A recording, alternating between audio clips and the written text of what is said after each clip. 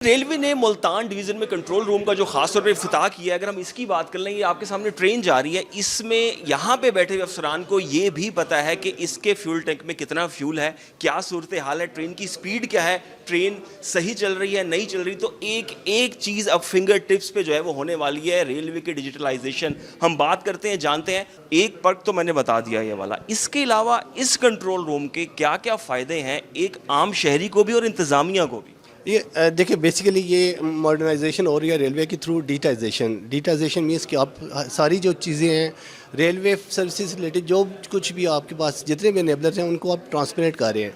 Means कि अगर train time पे आ रही है, लेट है, इंजन किस स्पीड से जा रहे हैं, इंजन की हेल्थ क्या है, इंजन की लास्ट टाइम ओवरऑलिंग कब हुई है, उसके फ्यूल टैंक में इस वक्त कितना फ्यूल है, उसकी एवरेज क्या चाह रही है। तो ये सारी चीज़ें जो है उस आपको एक तो ट्रांसपेरेंट भी होगी, फिर ऑपरेशनल एफिशिएंसी जो है उसको अचीव करने में फ़ायदा होगा।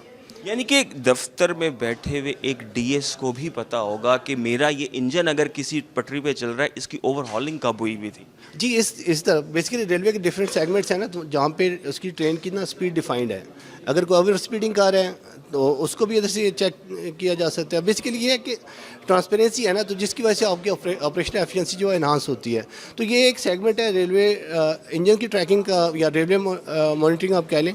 उसके अलावा प्लस कोई 14 प्लस जो हैं डिफरेंट सेगमेंट्स और प्रोजेक्ट्स हैं जो कि ऑन गोइंग हैं, जिसमें वेन मोशन कह लें, जिसमें आप ट्रैक्स के ऊपर जो आपका फ्रेट चाह रहा है उसका एक हर फ्रेट की लिमिट होती है कि इतना आपने वेट कैरी करना है। उससे जो ओवरलोड होता है वो बेसिकली ट्रैक को जो है डैमेज कर होता है। तो इसका आप देखें लॉन्ग टर्म में बहुत ज़्यादा फ़ायदा है। अगर आप अलाउड जो लिमिट है गुड वेट के साथ आप मूव कर रही हैं ट्रेन, तो उसमें ट्रैक जो है उसकी भी लाइफ बढ़ेगी और प्लस ये कि ओवरऑल रेलवे को भी फ़ायदा होगा। ओवरऑल डिवीजन में जितने भी स्टेशन हैं वहाँ की भी मॉनिटरिंग की जा सकेगी, और इवन एक ट्रेन के डब्बे में अगर वो ओवरवेट है तो वो ट्रैक को भी नुकसान कर रहा है और कौमी मईशत को भी नुकसान कर रहा है। बिल्कुल इसी तरह से जी, बेसिकली मैं उसकी बात कर रहा हूँ फ्रेट की ना, मतलब जो आपकी जो आपका माल गाड़ियाँ होती हैं जिसको कहते हैं, तो उसका एक ना देखें एक ट्रैक बना है तो उसकी एक SOPs है, उसका एक प्रोटोकॉल है कि इतने टन से ज़्यादा आपने वेट उस पर नहीं लेके जाना।